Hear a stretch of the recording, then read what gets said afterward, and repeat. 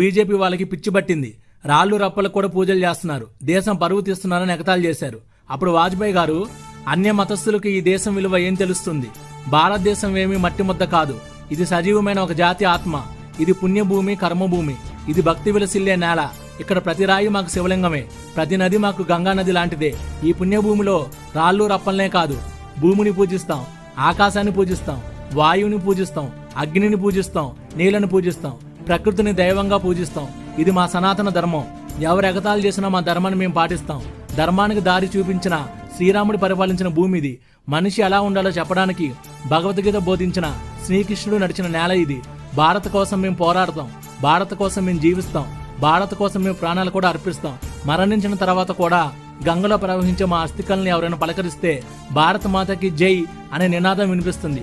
ఓం నమ శివాయ అనే పంచాక్షరం, ఓం నమో నారాయణ అనే అష్టాక్షరం మంత్రం ప్రతిధ్వనిస్తుంది.